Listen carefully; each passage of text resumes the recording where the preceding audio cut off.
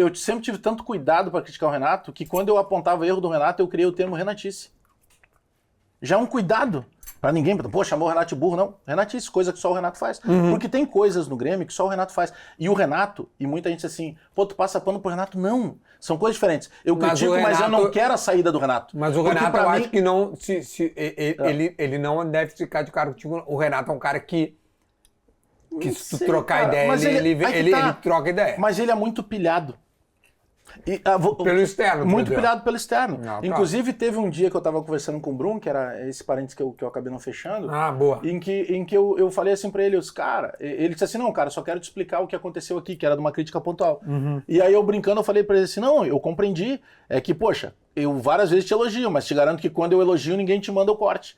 Aí ele ainda brincou assim, não, então quando tu me elogiar, tu me manda. Porra, aí o primeiro elogio que eu fiz, eu mandei pra ele, sabe? Mas, cara, numa outra resenha. Porque a gente sempre teve atrito. Cara, pô, eu peguei a época de, Emerson Leão, treinador. Meu Deus do céu. Muricy trabalhando lá nos caras, porque quando eu não era identificado, fazia os dois. Sim. Poxa, o Celso, empregado. O Dunga, que é meu amigo hoje. O Dunga descascava a facão, cara, a imprensa quase. Então, só uma hora tu falou a frase, eu não quero que o Renato saia, tá? Me explica melhor o que isso aí. Porque pra mim o Renato... Só pra não ficar pendurado, entendeu? Neste momento... Pra mim, o Renato é o melhor pro Grêmio. O Renato funciona como um escudo, inclusive da direção. Vou te dar um exemplo. Eu costumo dizer assim, traz qualquer outro calça de tergal aí, cheio de táticas, porque o conhecimento do Renato a gente não contesta. O Renato é multicampeão já pelo Grêmio. Sim. Não se contesta isso. O que eu acho é que tem que ter um dirigente que possa, em alguns momentos, dar algum sinal assim de, Renato, beleza, mas vamos por aqui agora. E eu não sinto, é a minha interpretação. Ah, Bagé, pode ser a tua interpretação? Pode, só que dentro de campo a minha interpretação tá correta. Você sabe que porque as coisas não acontecem. Eu gravei com o Romildo no verão. Sim, eu lembro, eu tinha gravado com ele. Eu fiz ao vivo com ele e tu botou, acho que um dia depois, 2 dias depois. Mas enfim, ele deve ter dito a mesma coisa pra ti. Sobre o Renato? Tipo assim, sobre o Renato, a mesma coisa pra ti. Cara, e ele fez uma meia-culpa, e deve ter feito pra ti também, e deve fazer pra todo mundo que pergunta isso pra ele. Porque ele sabe que ele terceirizou o futebol. Exatamente. Então assim, esse é o cuidado que a gente quer que o Guerra tenha. Ele não pode errar o exemplo tá muito claro ainda. E tá acontecendo agora. A gente tem que cuidar disso, cara. A gente tem que cuidar. O exemplo aconteceu há pouco tempo. A gente tem que aproveitar. A crítica que eu fiz, que eu cuido muito das palavras, porque o Sobis, eu nunca vou esquecer, o Sobis falou isso quando eu era do Bola lá. O Sobis falou assim, Duda, toda vez que for fazer uma crítica, pensa que a esposa e o filho do cara estão ouvindo a tua crítica. Pode fazer a crítica. Mas ele não faz crítica pra ninguém. Não, crítica sim. Eu critiquei, eu te leio a crítica que eu fiz, e é uma crítica contundente. Não, desculpa, eu só não me fiz entender. Eu não tô dizendo tu, Duda. É que se nós pensarmos assim, a gente não critica ninguém. Foi isso que eu quis dizer. Não, mas se tu não pensar é isso. assim, tu acaba não criticando. O que eu quero te dizer é o seguinte, eu tô fazendo uma crítica ao Brum, ao Guerra, ao Renato, a quem quer que seja. Tu pode... Essa é a maneira com que... Até no Sala eu era assim já. Claro. Eu sempre criticava, sempre pensando o seguinte, como é que essa crítica vai chegar? Por isso que eu tô dizendo é estilo, velho. A crítica nunca vai chegar boa. Não, mas é uma crítica, né? É uma crítica, óbvio. Quem gosta de ser criticado? Levanta a mão. Ninguém gosta de ser criticado, né, cara? Mas é que assim, eu tô aqui só pra te avisar. Eu te entendi. Tem a maneira de tu falar. Eu quero só arredondar. A direção, ela precisa aceitar as críticas. Precisa. Está dentro... Ela precisa aceitar as críticas. O que ela não... E aí é o que eu acho. O que ela não precisa é aceitar ofensas, que não é o que aconteceu até agora. É que imprensa, a crônica esportiva, principalmente do Rio Grande do Sul, toda vez que tu ouve programas, aí assiste programas nacionais, São Paulo, Rio, os caras sempre comentam, imprensa lá do Sul não é mole. Porque aqui se trabalha o tempo inteiro, tu tem rádios tipo a Grenal que são 24 horas, agora se bem que com o mercado publicitário, o mercado digital todo mundo é 24 horas e tal. Mas tu pega, por exemplo, assim, a crítica, cara, ela sempre existiu.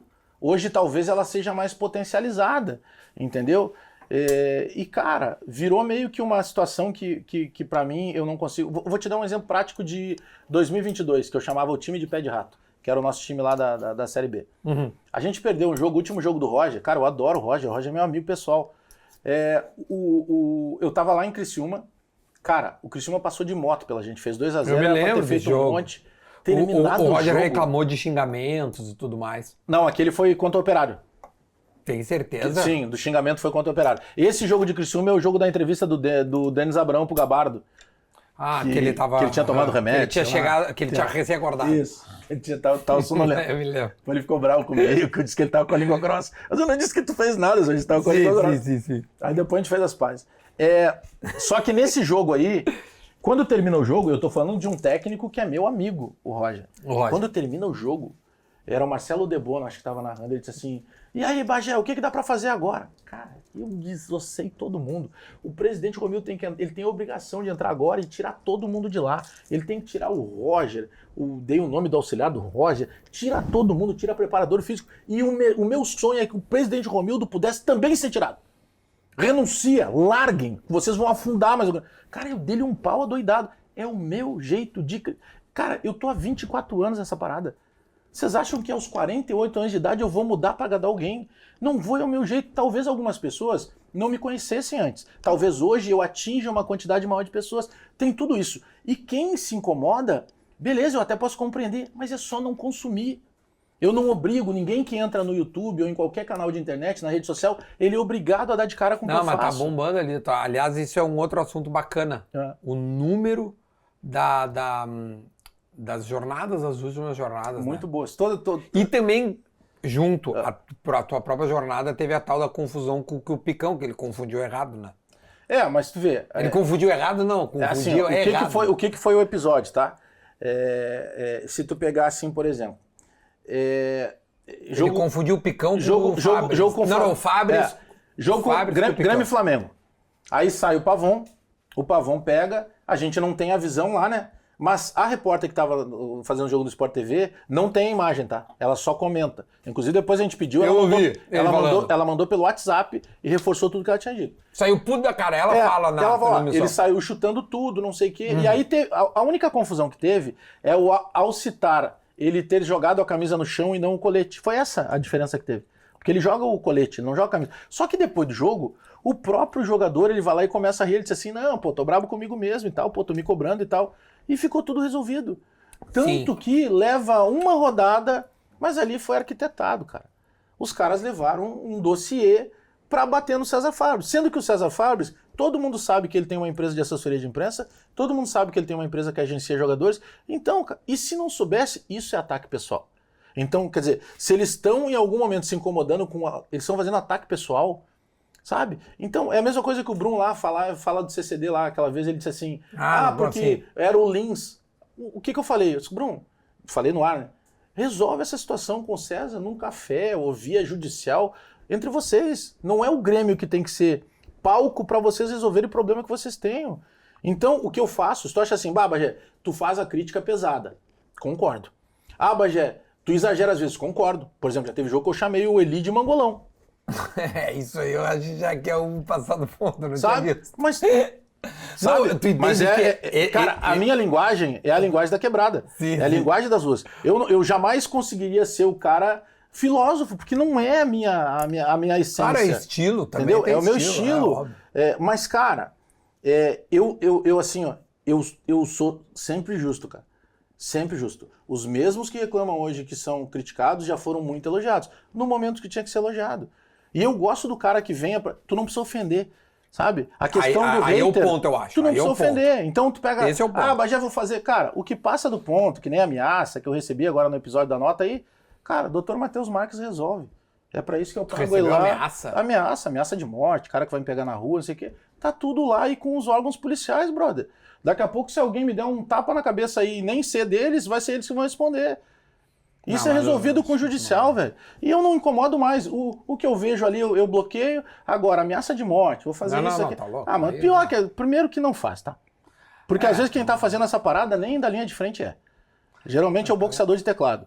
Mas, cara, a minha parada é criticar e elogiar. É que geralmente pegam só a parte da crítica.